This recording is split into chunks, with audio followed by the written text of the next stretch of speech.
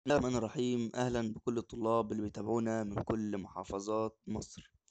إن شاء الله في الفيديو ده معانا جدول امتحانات الترم الثاني 2019 لكل المراحل الدراسية ولكل محافظات مصر.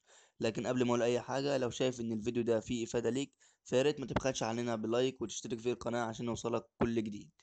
بالنسبة لجدول امتحانات الترم الثاني 2019، في ناس كتير لسه ما عرفتش جداولها، وفي محافظات كتير نزلت جداولها، وفي طلبة ما عرفتش الجداول.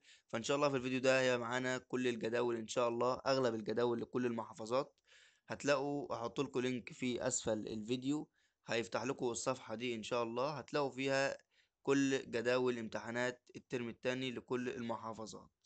طبعا اغلب المحافظات نزلت، هي محافظات بسيطه جدا اللي لسه ما نزلتش. يعني انت ممكن تدخل على اي جدول زي جدول الاسماعيليه مثلا اهوت، هيفتح معاك جدول محافظه الاسماعيليه. هتلاقي جداول كل المراحل الدراسيه، تانية اعدادي وتالتة ورابعة وخمسة، زي ما انتوا شايفين كده. كل الجداول لكل المراحل الدراسية موجودة. برضو كفر الشيخ مثلا اهو،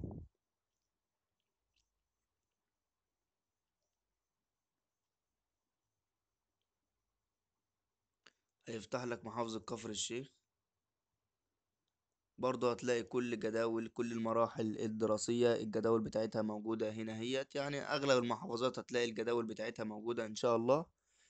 إيه يعني، دور على محافظتك وهتلاقي الجدول بتاعك إن شاء الله. وكده الفيديو يكون خلص. ما تنساش برضه تعمل لايك وتشترك في القناة عشان يوصلك كل جديد.